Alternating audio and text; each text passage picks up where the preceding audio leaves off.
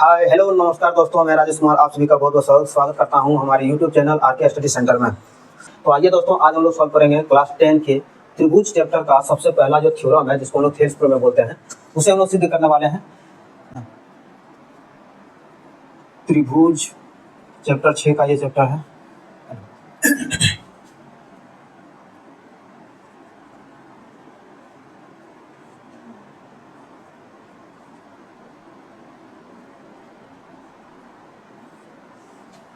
याद रखिएगा, कभी अगर एग्जाम में आप लोगों को डायरेक्ट अगर बोला जाए कि थेल्स प्रमेय को सॉल्व करके बताइए, तो थेल्स प्रमेय मतलब हुआ कि आपको प्रमेय 6.1 को ही सॉल्व करने के लिए बोला जा रहा है ना। क्योंकि प्रमेय में बोला गया है यदि किसी त्रिभुज की एक भुजा के समांतर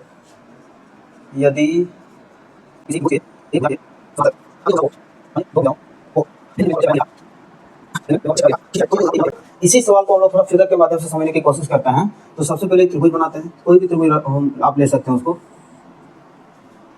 इसका नाम देते हैं ए बी सी, ठीक है। अब बोला जैसे क्या है, तो प्रमेय में जिस तरह से हम लोग को बोला गया है उसी अनुसार से इसमें हम लोग अब काम करेंगे, ठीक है। तो एक त्रिभुज खींचे, त्रिभुज है ए बी सी। अब इसी त्रिभुज में बोला गया है कि एक भुजा के समांतर अन्य दो भुजाओं को भिन्न भिन्न बिंदुओं पर प्रतिच्छेद करने वाली एक रेखा खींची जाती है, ठीक है। तो अब हम इसमें से कोई भी भुजा ले सकते हैं। तीसरी हमको बोला ना कि एक भुजा के समांतर, अब वो भुजा ये हो सकता है, चाहे ये हो सकता है, चाहे ये हो सकता है ना। हम यहाँ पे बीसी के समांतर एक रेखा खींचेंगे, यहाँ पे ऊपर में जो बीसी के समांतर होगा, ठीक है, बीसी के समांतर होगा। तो ये रेखा जो है वो AB और AC को इस बिंदु और इस बिंदु पे प्रतिच्छेद किया है ना। तो इसी टाइप का हमको एक रेखा खींचने के लिए बोला जा रहा था, है ना। अब यहाँ पे जिस बिंदु पे इसको प्रतिच्छेद किया गया है उस बिंदु का भी कोई नाम दे देते हैं, है ना, कि त्रिभुज ABC को BC के समांतर खींची गई रेखा AB तथा AC को क्रमशः बिंदु D तथा E पर प्रतिच्छेद करती है, D तथा E पर प्रतिच्छेद करती है। बता देते हैं जो D तथा E पर प्रतिच्छेद करती है। तो अब आपको बोला गया, मतलब दिया इतना ही है ना। सवाल में हमको दिया गया जो क्वेश्चन में है वो सिर्फ इतना ही दे रखा है, और आगे हमको सॉल्व करने के लिए बोला गया है कि अब हमको बताइए कि यदि BC के समांतर खींची गई रेखा जो है वो AB तथा AC को क्रमशः बिंदु D तथा E पर प्रतिच्छेद करती है, तो क्या ये प्रतिच्छेद करने वाला जो रेखा है वो AB तथा AC को जो अनुपात में बांटेगा वो अनुपात क्या समान होगा, यानी कि दोनों का अनुपातिक मान बराबर होगा, है ना। यानी कि अगर हम मान लेते हैं, सपोज करते हैं कि इस भुजा का मान है मेरा कितना, कुछ भी, चलो यहाँ से छोटा छोटा करके मानते हैं। तो इसका मान लेते हैं 2 है और इसका मान लेते हैं 3 है, ठीक है। इसका 2 है, इसका 3 है। अब इसी का अनुपातिक मान हम इधर कुछ भी ले सकते हैं, तो जैसे लेते हैं 2 दूनी 4, इधर 3 का भी वही अनुपातिक लेना पड़ेगा ना, 3 दूनी 6। अब इसका और इसका जब अनुपात करेंगे तो अनुपातिक मान हमेशा बराबर होगा, है ना। भले ही भुजा का मान जो है वो बराबर हो चाहे ना हो, लेकिन अनुपातिक मान हमेशा बराबर होता है। यानी कि यहाँ से 2/3 करो और यहाँ से 4/6 करो, इस दोनों का जो अनुपातिक मान होगा वो देखना बराबर होगा। कैसे होगा, देखो, यहाँ 2 है, यहाँ 3 है, तो 2/3 हुआ। यहाँ से अगर इसको काटेंगे तो यहाँ भी कटेगा मेरा 2 दूनी 4, 2 3 6 कट गया। यानी कि इसका भी अनुपातिक मान क्या आया मेरा, 2/3 आया। तो इसका भी अनुपातिक मान 2/3 है और इसका भी अनुपातिक मान क्या है, 2/3 है ना। यानी कि दोनों का अनुपातिक मान जो है वो क्या होता है, बराबर होता है। ये बात हमको दिया नहीं है, ये बात हमको सिद्ध करने के लिए बोला गया है ना। क्या कि बताइए, क्या त्रिभुज की ये दोनों भुजा का अनुपातिक मान बराबर होता है कि नहीं होता है, ठीक है। तो आइए हम इसको सॉल्व करते हैं। जहां भी आप लोग को डाउट हो आप लोग को कमेंट में बता सकते हैं कि सर यहाँ पे ऐसे प्रॉब्लम है, यहाँ पे और अच्छे समझो, क्लैरिटी थोड़ा मतलब दे सकते हैं, है ना। पॉइंट बाय पॉइंट भी अगर कहीं आपको दिक्कत हो तो हमको बता दीजिएगा। चलो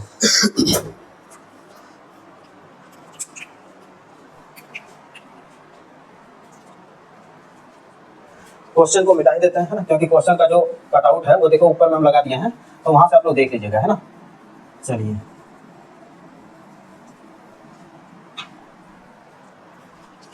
जब भी हमें किसी भी चीज को सिद्ध करना होता है तो उसके लिए हमको 3 चरणों से गुजरना पड़ेगा, है ना। सबसे पहला चरण जो होता है वो होता है दिया है। क्या होता है, दिया है। यानी कि जो जो तुमको क्वेश्चन के थ्रू या फिर फिगर के थ्रू जो भी तुमको दे रखा है क्वेश्चन में, उसको आपको यहाँ से थोड़ा सा सुटेबल तरीके से लिखना पड़ेगा, है ना, कि ये है फिगर में, क्वेश्चन में जो भी है। अब हम लोग लिखते हैं, चलो क्या है। तो एक त्रिभुज ABC, है ना, लिखते जाते हैं कि त्रिभुज ABC के BC भुजा के समांतर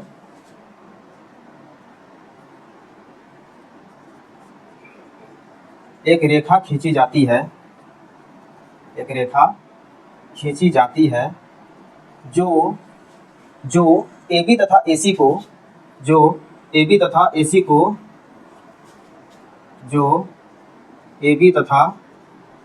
को क्रमशः बिंदु पहले ए बी है, उसके बाद ए सी है, तो ए बी को कहाँ काट रहा है, डी पर, उसके बाद ई लिखेंगे, है ना। तो क्रमशः बिंदु डी तथा ई पर प्रतिच्छेद करता है या फिर करती है, जो लिखना है ना। कि त्रिभुज ए बी सी के बीसी भुजा के समांतर एक रेखा खींची जाती है जो ए बी तथा ए सी को क्रमशः बिंदु डी तथा ई पर प्रतिच्छेद करती है ना। बस इतना हो गया, हमको जो दिया हुआ था क्वेश्चन में वो हम लिख दिए हैं। उसके बाद अगला जो स्टेप होता है वो होता है आपका सिद्ध करना है ना। कि जो हमको सिद्ध करने के लिए बोला गया क्वेश्चन में वो हमको लिखना पड़ेगा। यहाँ पे लिखेंगे सिद्ध करना है। क्या सिद्ध करना बाबू? तो सिद्ध करना है कि इस भुजा का अनुपात और इस भुजा का अनुपात जो होगा वो बराबर होगा, यानी कि AD बटा DB। इस भुजा का अनुपात कैसे लिखेंगे? तो AD बटा DB है ना, AD बटा DB बराबर होगा यहाँ से AE बटा EC का, AE बटा EC का, है ना। इसी बात को हमको क्या करना है? सिद्ध करना है। समझ गए? अब जो अगला स्टेप होगा वो अगर हम इसमें कुछ काम करना पड़ेगा करेंगे तो उस चीज को हमको लिख देना है यहाँ पे, है ना। सिद्ध करना है कि नीचे लिखेंगे उस बात को, क्या लिखना है?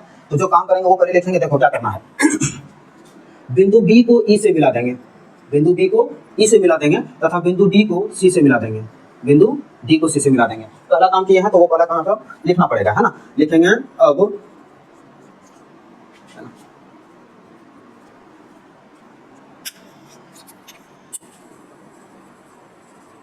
बिंदु डी को सी से तथा बी को ई से मिलाया गया। पहला काम। एक काम उसमें हम लोग और करने वाले हैं कि एसी भुजा जो है, त्रिभुज ए बी सी जो है, उस एसी भुजा पे बिंदु डी से एक लंब डालेंगे, है ना। कि बिंदु डी से एसी भुजा पर एक लंब डाला गया है, एक लंब डाला गया है। उसी तरह से बिंदु ई से ये ए बी भुजा पर, है ना, ए बी भुजा पर बिंदु ई से एक लंब डालेंगे हम लोग। उसी तरह से लंब डाल दिए। लंब है तो यहाँ पे 90 डिग्री का कोण बनाएगा, फिक्स है वो। चलो इसका भी नाम दे दो यहाँ पे कि ये एन है और ये एम है। चलो जो भी काम करना था वो कर दिया है। अब उस बात को भी हमको यहाँ लिख देना है। क्या लिखेंगे? सीधा लिखेंगे शॉर्ट में,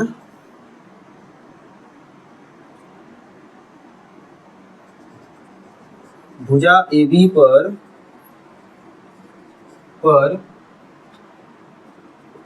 ई एन तथा ए सी पर डी एम लंब डाला गया है। लिख दिया है।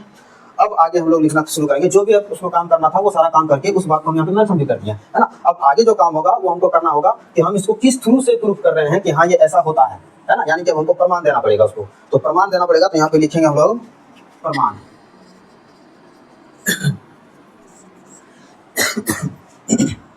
सॉरी, प्रमाण में लिखो। तो देखो पहले हम बता देते हैं कि करना क्या है ना। उसके बाद उस बात को हम लोग यहाँ पे उसी अनुसार से बनाते चलेंगे। सबसे पहला काम, अगर हम इस त्रिभुज को, पूरे त्रिभुज को ए बी सी को, है ना, अगर हम बांटना शुरू करें तो देखो कैसे कैसे बटेगा। एक तो त्रिभुज बटेगा मेरा ए डी ई और एक बटेगा मेरा त्रिभुज डी ई बी और एक और बनेगा मेरा त्रिभुज ई डी सी। कितना प्रकार का त्रिभुज बन गया? टोटल 3 प्रकार का त्रिभुज बना है ना। तो वो तीनों त्रिभुज का यूज करके, और हमको हमेशा ये ध्यान में रखना है कि हमको सिद्ध क्या करना है ना। ऐसा नहीं कि अपना कुछ भी करते जा रहे हैं, लास्ट में क्वेश्चन ही नहीं मिल रहा है तो लास्ट में फिर लेगा जैसे पूरा फाड़ चीर के एकदम फेंक डाले, है ना। तो ये भी ध्यान में रखना है कि हमको सिद्ध क्या करना है और उसी के थ्रू हमको चलना है, और ताकि हम इसके अनुसार मतलब यहाँ से पहुंच सकें और उसको सिद्ध कर सकें, है ना। तो हमको सिद्ध करना है AD बटा DB, AD बटा DB और AE बटा EC और AE बटा EC। ये और ये भुजा को हमको हमेशा लेके चलना पड़ेगा, है ना। तो अब हमको देखना कैसे करना है। चलो सबसे पहले हम लोग निकालेंगे त्रिभुज ADE का क्षेत्रफल। इसका क्षेत्रफल निकालेंगे त्रिभुज ADE का क्षेत्रफल। ये जो छोटा वाला त्रिभुज यहाँ पे बन रहा है ना, तो निकालो त्रिभुज ADE का क्षेत्रफल। अब बताओ त्रिभुज का क्षेत्रफल क्या होता है? तो त्रिभुज का जो क्षेत्रफल होता है हम साइड में यहाँ लिख देते हैं, आप लोग थोड़ा उसको लिख करके याद कर लीजिएगा, है ना। चलो यहाँ लिख देते हैं। त्रिभुज का क्षेत्रफल होता है 1/2 गुना आधार गुणे ऊंचाई, है ना। 1/2 गुना आधार गुणे ऊंचाई। और इसी फॉर्मूला का यूज करके हमको ये पूरे सवाल को बनाना है, ठीक है। तो चलिए लेते हैं। इसका क्या हो जाएगा? त्रिभुज ADE का क्षेत्रफल तो हो जाएगा 1/2 गुना, अब इसमें आधार को ढूंढो, आधार कहाँ है इसमें। तो पहले त्रिभुज देखो, त्रिभुज ADE, त्रिभुज ADE, त्रिभुज ADE। अब इसमें देखो तो यहाँ पे मेरा 2 को लंब डाला गया है और जनरली जो हम लोग बोलते हैं आधार क्या होता है, तो आधार वही होता है जिस पे लंब डाला जाता है, जिस भुजा पे लंब आके गिरता है उसी भुजा को आधार माना जाता है। तो यहाँ से हम देखें तो इधर भी एक लंब गया है, इधर भी एक लंब गया है, तो दोनों मेरा आधार हो जाएगा फिर। हाँ, तो अगर ये लंब लेना है तो फिर ये आधार कहलाएगा, और अगर ये लंब लेना है तो फिर ये आधार कहलाएगा मेरा। ठीक है, तो हम यहाँ से लेते हैं पहले ई एन को, है ना। तो यहाँ से लेते हैं, अगर हम लंब लेंगे यहाँ पे तो आधार मेरा क्या हो जाएगा, ए डी हो जाएगा, है ना। चलो ले लो, त्रिभुज ए डी ई में तो हो जाएगा आधार 1/2 गुने आधार, आधार हो जाएगा इसका ए डी, और गुने लंब, लंब हो जाएगा इसका ई एन, है ना। ये जो लंब गया है इस पे, तो यहाँ हो जाएगा ई एन। इसी प्रकार से अब हमको क्या करना है, इसका देख रहे हैं कि यहाँ से 2 को मेरा निकलेगा, त्रिभुज का क्षेत्रफल निकलेगा, क्योंकि यहाँ पे 2 को लंब दिया गया है, तो हम इसको दोनों क्यों ना निकालें, तो यहीं पे हम अगले में कर लेंगे फिर से एक बार त्रिभुज ए डी ई का क्षेत्रफल, है ना। त्रिभुज ए डी ई का क्षेत्रफल क्या हो जाएगा, तो जब इसका क्षेत्रफल निकालेंगे तो फिर मेरा, अगर हम ये वाला लंब मान के चलेंगे तो मेरा ये वाला आधार बन जाएगा, है ना। तो यहाँ फिर से लिखेंगे 1/2 गुने आधार गुने लंब, तो आधार मेरा हो जाएगा ए ई, क्या हो जाएगा ए ई, और गुने में इसका लंब हो जाएगा मेरा डी एम, है ना। ये काम होने के बाद अब हम लोग चलते हैं ये वाला त्रिभुज पे। देखो यहाँ गौर करो थोड़ा सा, है ना। ये वाला जो त्रिभुज बन रहा है त्रिभुज बी डी ई से, है ना, त्रिभुज बी डी ई में। अब जरा यहाँ पे हम तुमको इस फिगर को थोड़ा क्लियर करा दें कि अगर हम कोई त्रिभुज ऐसे बनाते हैं, है ना, ये एक हम त्रिभुज बना दिए, ये हम एक त्रिभुज बना दिए, ठीक है। अब इस त्रिभुज में हम बोलेंगे कि इस पे आप लंब डालो, है ना। इस त्रिभुज में आप किसी भी तरह से करके कहीं से भी लंब डालो, तो लंब कैसे डालेंगे हम, सो बोलो कैसे डालेंगे लंब। तो लंब हमको डालने के लिए मान लेना पड़ेगा कि ये नीचे वाला जो भुजा है, इस भुजा को अगर हम आगे बढ़ा दें थोड़ा सा इसी तरह से, इसी के अकॉर्डिंग, है ना, तो कहीं ना कहीं ये वाला जो पॉइंट मेरा नजर आ रहा है, तो इस पॉइंट से अगर हम सीधा गिरा दें एक लाइन, है ना, एकदम नो टेढ़ा, एकदम सीधा, है ना, तो ये जो यहाँ के गिरेगा तो यहाँ पे 90 डिग्री पे गिरेगा, तो फिक्स ही बात है।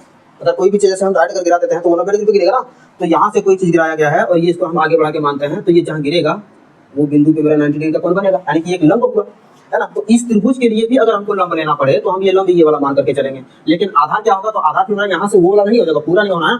इसी त्रिभुज का हम निकाल रहे हैं तो ये मेरा आधार होगा, क्योंकि इसी भुजा पे गिरा है, तो आधार मेरा इतना ही होगा, लेकिन लंब मेरा ये पूरा होगा, है ना। इस बात का मेंशन अभी यहाँ पे हमको होने वाला है, इसलिए हम पहले उसको आपको बता दिए कैसे होगा। देखो जब हम त्रिभुज निकालेंगे बी डी ई का क्षेत्रफल, तो बी डी ई के क्षेत्रफल में देखें तो ये बी डी भुजा को आगे बढ़ाने पर ये एन बिंदु पे काट दिया, ई पॉइंट से लेकर के एन बिंदु पे काट दिया, ये यही ना भुजा को कहीं ना कहीं आगे बढ़ा के यहाँ पे काटा गया है, यानी कि इसी भुजा पे लंब मेरा ये वाला हो गया, तो लंब मेरा ये हो जाएगा। फिर आधार मेरा कौन सा होगा, तो त्रिभुज हम ये वाला ले रहे हैं, तो इस त्रिभुज का यहाँ से यहाँ तक का मेरा जो मान होगा वो आधार हो जाएगा, ठीक है। यही काम हम लोग इसमें भी करने वाले हैं, ये मेरा लंब होगा और ये मेरा आधार हो जाएगा, है ना। फिर पहले करते हैं तो लिखेंगे इसी प्रकार त्रिभुज कौन सा लेना है, तो त्रिभुज पहले ले लें बी डी ई में, है ना। तो त्रिभुज बी डी ई का क्षेत्रफल क्या हो जाएगा, तो हो जाएगा 1/2 गुना आधार, तो आधार इसका बी डी हो जाएगा, आधार बी डी हो जाएगा, और गुना में इसका लंब क्या होगा, तो ई एन हो जाएगा, लंब ई एन हो जाएगा, है ना। तथा त्रिभुज डी ई सी का क्षेत्रफल, त्रिभुज डी ई सी का क्षेत्रफल हो जाएगा 1/2 गुने आधार क्या हो जाएगा इसका, तो आधार इसका ई सी हो जाएगा, लंब इसका डी एम हो जाएगा, तो यहाँ लिखेंगे ई सी गुने डी एम, हो गया। एक स्टेप खत्म। अब अगला स्टेप में क्या करना है, जो भी काम करना था वो सारा काम हो गया है। अब यहाँ से आपको जो है वो तुलना कराना पड़ेगा, थोड़ा सा मतलब ध्यान में रख के चलना पड़ेगा कि हमको यहाँ से कैसे क्या करना है। तो देखो हमको कहीं ना कहीं यही वाला सिद्ध करना है, ये आपको हमेशा ध्यान में रखना है कि हमको सिद्ध क्या करना है। तो सिद्ध हमको करना है एडी बटा डीबी, है ना, एडी बटा डीबी। अब जरा खोजो तो यहाँ पे कहाँ पे एडी बटा डीबी है ना। तो देखो ये ई एन यानी लंब जिसमें बराबर है उसी में दोनों में बराबर होगा। देखना ई एन यहाँ पे है, ई एन यहाँ पे, तो देखो यहाँ एडी है तो यहाँ बीडी है, यानी कि डीबी है, बीडी चाहे डीबी जो बोल सकते हैं, है ना। ये बीडी है यहाँ पे, यानी इसका लेने पर, और फिर यहाँ एई और ईसी निकालने के लिए एई और ये ईसी यानी डीएम डीएम को हमको तुलना कराना पड़ेगा, तो जाकर के कहीं ना कहीं इसको हम सॉल्व कर सकते हैं, है ना। तो चलो अब आते हैं हम लोग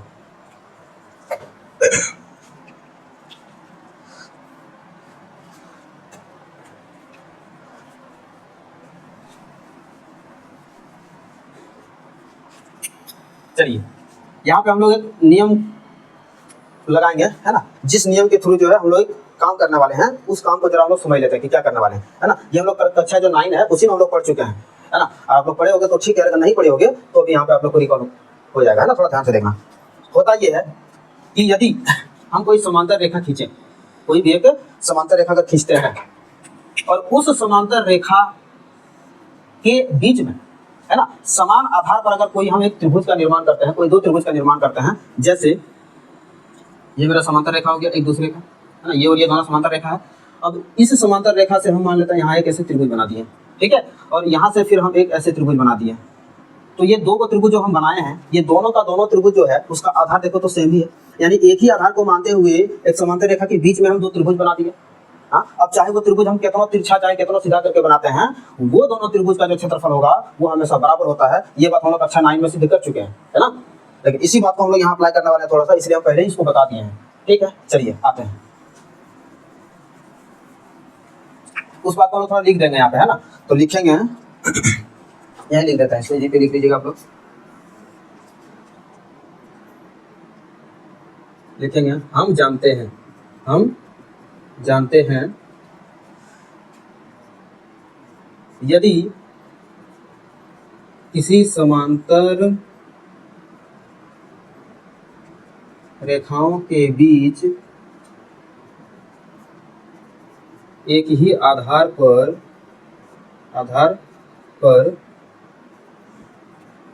दो त्रिभुज का निर्माण किया जाता है तो दोनों त्रिभुजों का क्षेत्रफल आपस में बराबर होता है। अब बोलिए, इस बात से हमको क्या पता चला कि यदि किसी समांतर रेखाओं के बीच एक ही आधार पर दो त्रिभुज का निर्माण किया जाता है तो दोनों त्रिभुजों का क्षेत्रफल आपस में बराबर होता है ना। तो यहाँ से हम लोग क्या करेंगे कि इसी के थ्रू अब हम यहाँ पे देखते हैं। तो सबसे पहले बताओ कि समांतर रेखा इसमें है क्या। तो देखो यहाँ दिया हमें चिक के बोला गया है कि त्रिभुज ABC में BC भुजा के समांतर एक रेखा खींची जाती है जो AB तथा AC को क्रमशः बिंदु D और E पर प्रतिच्छेद करती है, यानी कि ये BC के समांतर एक DE रेखा खींचा गया है, तो BC और DE जो होगा एक दूसरे का समांतर होगा, है ना। तो जब ये समांतर है तो इन दोनों समांतर रेखाओं के बीच में अगर हम देखें तो यहाँ से एक त्रिभुज मेरा बन रहा है BDE। त्रिभुज क्या बन रहा है? BDE। जो देखते हैं तो DE भुजा पे स्थित है। उसी तरह से अगर हम यहाँ से इधर देखते हैं तो मेरा त्रिभुज बनता है DEC, और ये DEC का भी एक आधार है जो DE है, और इस त्रिभुज का भी एक आधार है जो DE है, यानी दोनों त्रिभुज जो है वो एक ही आधार पर टिका हुआ है तथा एक ही समांतर रेखा, दो ही समांतर रेखाओं के बीच में स्थित है। तो क्या इस त्रिभुज का क्षेत्रफल और इस त्रिभुज का क्षेत्रफल आपस में बराबर होगा कि नहीं होगा? एकदम होगा, है ना। तो चलो अब हम लोग यहाँ पे ये वाला काम करने वाले हैं। तो लिखेंगे चूंकि BC समांतर D है तथा त्रिभुज BDE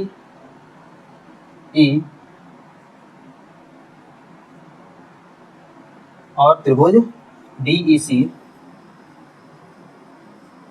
एक ही आधार DE पर स्थित है, इसीलिए एरिया ऑफ त्रिभुज BDE बराबर होगा एरिया ऑफ त्रिभुज, यानी क्षेत्रफल ऑफ त्रिभुज, है ना। कौन सा त्रिभुज का क्षेत्रफल? तो एक त्रिभुज BDE का और एक त्रिभुज DEC का, तो एरिया ऑफ त्रिभुज DEC के बराबर होगा, है ना। इस बात को हमको लेके चलना पड़ेगा। चलिए ठीक है, तो सबसे पहले हम तुलना कराते हैं यहाँ से। अब देखो त्रिभुज ADE का क्षेत्रफल देखें तो यहाँ पे EN है, और त्रिभुज BDE का क्षेत्रफल देखें तो यहाँ पे भी EN है। तो EN को तुलना कराओ, यानी कि यहाँ पे हम लोग लिखेंगे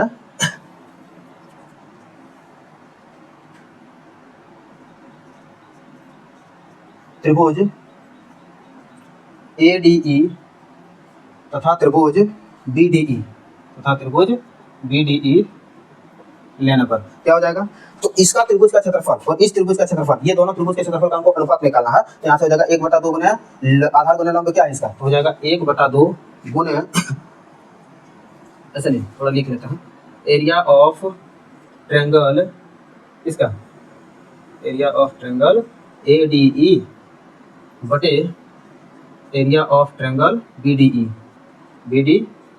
हो गया बराबर। इसका एरिया क्या दिया हुआ है? तो इसका एरिया है दिया यहाँ पे 1/2 गुना AD गुने EN, 1/2 गुना AD गुना EN बटे इसका एरिया देखा तो यहाँ पे दिया हुआ है 1/2 गुना BD और गुना फिर से EN। अब यहाँ से जब बटे में है तो ये कटेगा तो देखो 1/2 खत्म, EN से EN खत्म, यानी बचा क्या? तो यहाँ पे बचा है मेरा AD बटा BD बी डी, अरे यार बी डी है ना, इसको मान लेंगे हम लोग समीकरण 1। ठीक है, फिर एक बार करेंगे हम लोग, यहाँ से जो त्रिभुज ADE है और ये जो त्रिभुज DEC है, ये दोनों त्रिभुज को तुलना कराएंगे तो देखो DM DM कटेगा, तो फिर मेरा निकल जाएगा ये गुणा। तो यहाँ से करेंगे गुणा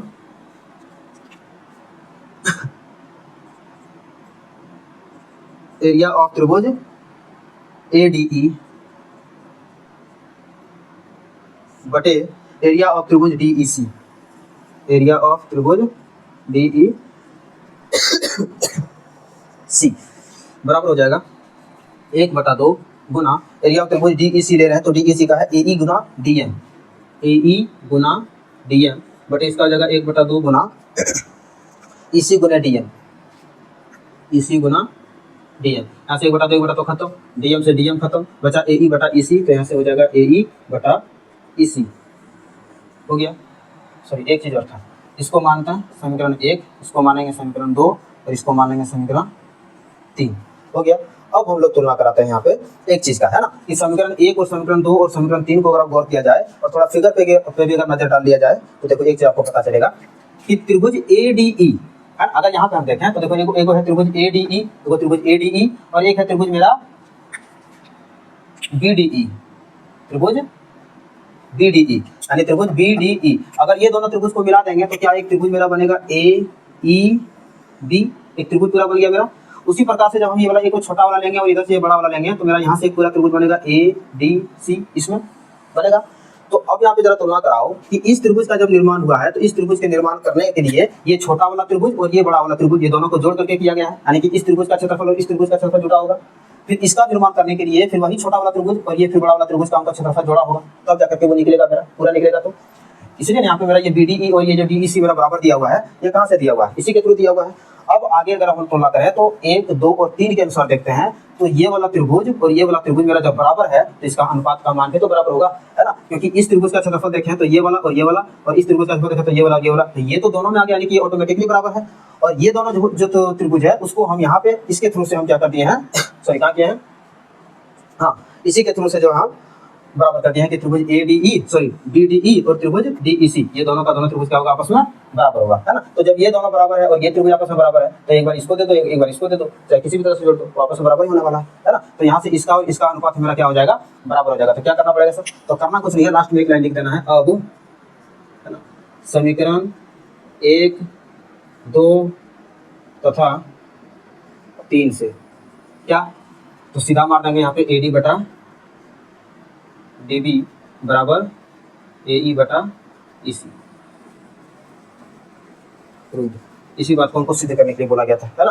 देखो चलो इसको जल्दी जल्दी आप लोग स्क्रीनशॉट ले लीजिए, बढ़ते हैं अगला सवाल की ओर।